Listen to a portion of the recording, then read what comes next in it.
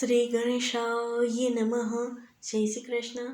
આજના વિડીયોમાં આપણે સાંભળીશું પોષ વદ 11 સટતિલા એકાદશીની વ્રત કથા. આપને આ વિડીયો પસંદ આવે તો લાઈક કરજો, શેર કરજો અને મારી ચેનલ સબસ્ક્રાઈબ કરજો. એક વખત દાલભ્ય મુનિએ પુલત્ય મુનિને પૂછ્યું, હે સન્માનીય ભૂદેવ, આ નાશવત જગતમાં લોકો વિવિધ પાપી પ્રવૃત્તિઓ જેવી કે બ્રાહ્મણોની હત્યા અને ઇન્દ્રિય સુખમાં જ રાંચેલા હોય છે. તમે કૃપા કરીને મને સમજાવો કે લોકો તેમની પાપાચાર પ્રવૃત્તિના ફળ સ્વરૂપ ઉદ્ભવેલી નરકાગાર સ્થિતિમાંથી મુક્તિ કેવી રીતે મેળવી શકે. પુલત્ય મુનિએ જવાબ આપ્યો કે હે મહાભાગ્યવાન, પોષ વદમાં આવતી એકાદશીના દિવસે દરેકે શુદ્ધ અને પવિત્ર ભાવથી પરમાત્માની ભક્તિ કરવી જોઈએ.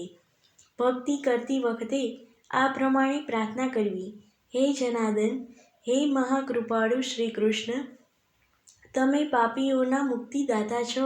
ભૌતિક સમૃદ્ધિના ભવસાગરમાં ડૂબી રહેલા લોકો પ્રત્યે કૃપા કરો.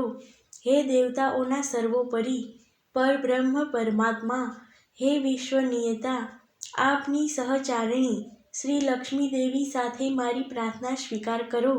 ત્યાર પછી દરેકે બ્રાહ્મણને પ્રેમપૂર્વક પગે લાગી યથાશક્તિ દાન દક્ષિણા દેવી. આ એકાદશીના દિવસે તલને પલાળી તેનો લેપ શરીરે કરી તલને પાણીમાં મેળવી નહાવું જોઈએ. અગ્નિમાં તલની આહુતિ આપવી, પોતાના પૂર્વજોને તલવાળા પાણીથી આહુતિ આપવી, તલ ખાવા અને તલનું દાન કરવું. આમ કરવાથી પાપો નાશ પામે છે. આમ આ એકાદશીનું નામ સટતિલા એકાદશી છે. સટતિલા એકાદશીની કથા આ પ્રમાણે છે. એક નગરમાં એક બ્રાહ્મણી રહે. આખા વર્ષના વ્રત કરે, યથાશક્તિ પુણ્યદાન કરે. આ બ્રાહ્મણીમાં એક અવગુણ હતો. એ ભારે ક્રોધી હતી. એકવાર ભગવાનને વિચાર આવ્યો કે લાવ આ બ્રાહ્મણીની પરીક્ષા તો લઉં. ભગવાન તો વૃદ્ધ બ્રાહ્મણનું રૂપ લઈ બ્રાહ્મણીના બારણે આવ્યા અને ભિક્ષા માગવા લાગ્યા. બ્રાહ્મણી પૂજા કરતી હતી. પૂજામાં ખલેલ પડી તેથી એ ક્રોધિત થઈ ગઈ અને ભિક્ષા પાત્રમાં 2 પાણા મૂકી દીધા.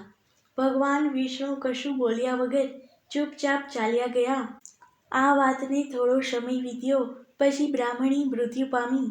વ્રતો અને દાન પુણ્યના પ્રતાપે બ્રાહ્મણીને સ્વર્ગ તો મળ્યું, પણ જ્યારે એ ભોજન કરવા બેસતી ત્યારે એની થાળીમાં ઢેફા મુકાતા બ્રાહ્મણીને નવાઈ લાગતી.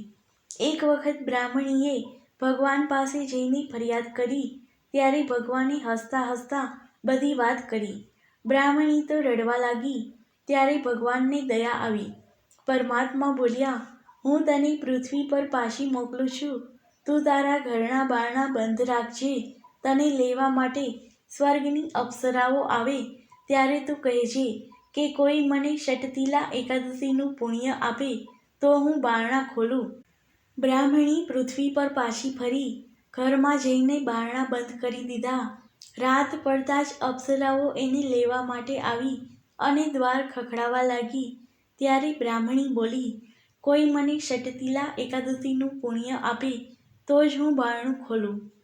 અપ્સરાઓ એકબીજી સામે જોવા લાગી. આખરે એક અપ્સરા બોલી, હું તમને એક એકાદશીનું પુણ્ય આપું છું, બારણાં ખોલો. એકાદશીનું પુણ્ય મળતાં જ બ્રાહ્મણી અપ્સરાને પણ શરમાવે તેવી દેવાંગના બની ગઈ. બારણું ખુલતાં જ અપ્સરાઓ વિચારવા લાગી કે આ કોણ? આ તો કોઈ દેવી છે. અપ્સરાઓને ચકિત જોઈ બ્રાહ્મણી બોલી, હે દેવાંગનાઓ, હું બ્રાહ્મણી જ છું. સટતિલા એકાદશીના પુણ્યના પ્રતાપે મને આ દેવી રૂપ મળ્યું છે. આ સાંભળીને અપ્સરાઓએ બ્રાહ્મણીને વિનંતી કરી ને વ્રતની વિધિ જાણી લીધી અને સૌએ સ્વર્ગમાં જઈ આ એકાદશીનું વ્રત કર્યું.